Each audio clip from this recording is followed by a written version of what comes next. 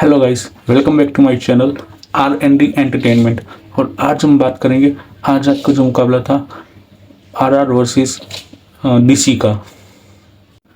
ये मैच हारकर I think RR ने अपने ही पैर पर कुल्हाड़ी मार दी है। बिकॉज अब पॉइंट्स टेबल बिल्कुल खुल सकता है। एंड जैसे कि कल आरसीबी भी हार चुकी थी, आज ये भी आरआर भी हार चुके हैं। आई थिंक जो परसों का जो मैच था एसआरएच वर्सेस एमआई का जो वानखेड़े में था, अगर वहाँ पे एसआरएच भी हार जाती तो पॉइंट्स टेबल जो है वो पूरी तरीके से खुल जाता, ना कि टॉप 4 की जो गैप है वो इतना ज़्यादा रहता। हाँ, स्टिल मुझे लग रहा है कि जो 4 टीम है वही वो होगी। सिर्फ आई थिंक ऊपर नीचे का ही वो होगा कि कौन टॉप 2 में होगी, कौन तीसरे नंबर 4 पर रहेगी। बट मतलब क्या मैच हुआ था। जीते जिताया मैच हार गए आरआर वाले। और क्या कहूँ, मतलब बिल्कुल टॉस में ही वो लोग हार मान ली थी। सो स्टार्ट करते हैं। टॉस से ही मतलब डिब्लास गुप्ता को भी थोड़ा शौक हो चुके थे कि बैटिंग सिलेक्ट की आरआर वालों ने, वो भी सवाई मानसिंह स्टेडियम में, जहाँ आई थिंक जूनियर क्रिकेटर या कोई बच्चा होगा जो क्रिकेट खेलना स्टार्ट किया होगा या थोड़ा एक्सपीरियंस होगा, तो उसे भी आईपीएल देखने पर उसे भी पता होगा कि अगर सवाई मानसिंह में अगर आपको जीतना है तो पहले बॉलिंग लीजिए। बिकॉज वहाँ पे ड्यू फैक्टर हाई रहता है। और आजकल जैसे T20 चल रहा है तो कोई भी स्कोर सेफ नहीं है वहाँ पे। हाँ, आपको अच्छी पारी खेलनी पड़ेगी। बट आई थिंक ये आरआर वालों के साथ हर बार होता है कि स्टार्टिंग का काफ़ी अच्छा करते हैं, बट एंडिंग और मिड सीजन में बिल्कुल जो आई थिंक जो सोडा जो था वो आई थिंक स्टार्टिंग के टाइम के लिए था और फिर वो बिल्कुल निकल चुका है। अब देखते हैं कहाँ तक वो जा सकते हैं। और अगर हम बात करें तो आज ना ही जायसवाल चला, ना ही वैभव सूर्यवंशी।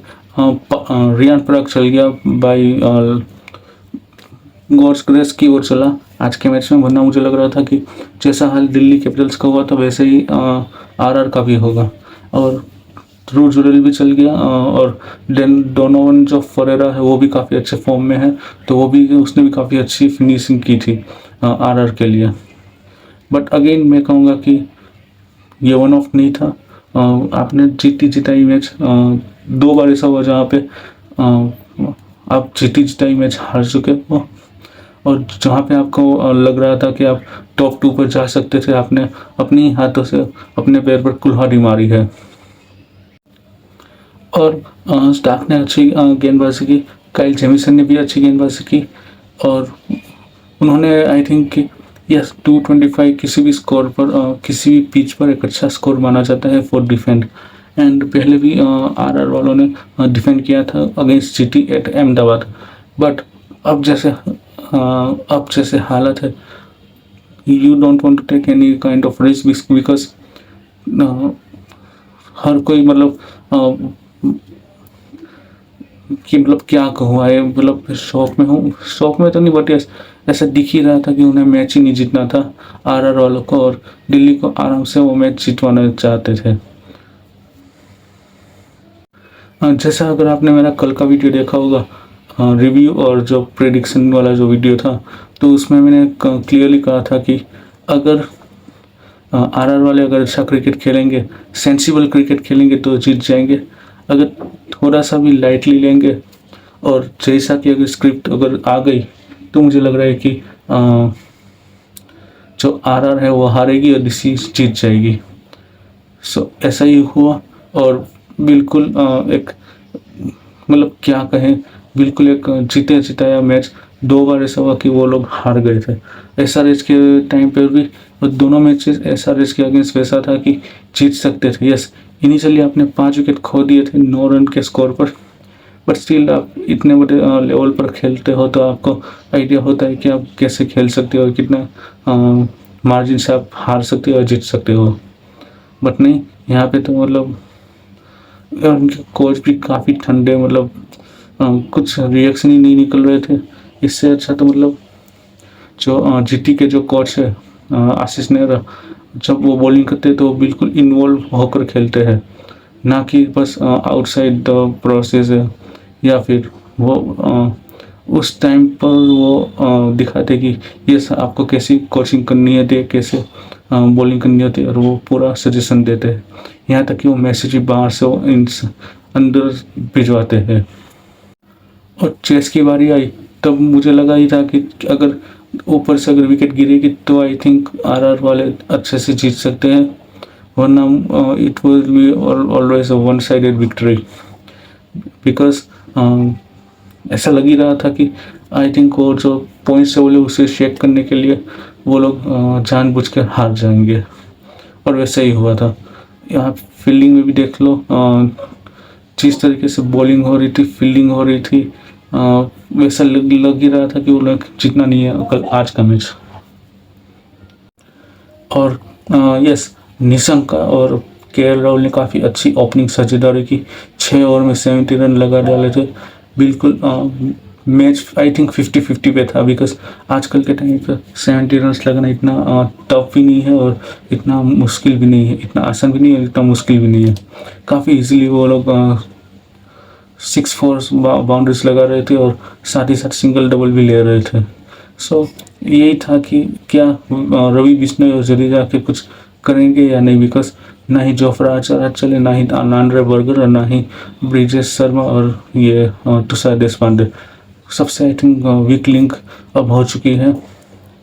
एंड अब क्या कहेंगे, बिकॉज देख लो आरआर की हिस्ट्री, पहले 5 मैच में इतना जोर लगा डालेंगे कि आई थिंक वो चैंपियन साइड होगी, बट जैसे ही मिड वीक या मिड सीजन या बिजनेस एंड आएगा, वो अपने आप ही हथियार डाल देंगे और सामने वाली टीम को मैच पीरोस कर दे देंगे।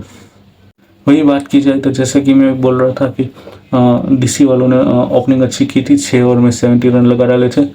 निशंका ने अच्छी साझेदारी की, फिर वो आउट हुए तो केएल राहुल ने हाथ खोलने स्टार्ट कर डाले थे, और एक और साझेदारी अच्छी हुई थी बिटवीन नीतीश राणा और ये केएल राहुल के बीच में। फिर तो जो भी कुछ था, मतलब ट्रिस्टन सर्व्स थे और ये आशुतोष शर्मा, तो बस वो बाकी बचा हुआ काम उन्होंने पूरा कर डाला था। फिर तो जैसे कि मैंने कहा कि 60 विकेट हाथ में थी और अराउंड 10 की एवरेज से रन चाहिए थे, so it was quite normal in today's time in T20 cricket. So वैसा ही हुआ, और 4 गेंदे या 5 गेंदे रहते वो लोग मैच जीत गए थे। आई थिंक मुझे लग रहा था कि 3-4 ओवर पहले या 2 ओवर पहले वो लोग मैच ख़त्म करेंगे। खैर 5 गेंदे रहकर उन्होंने मैच जीत ली थी।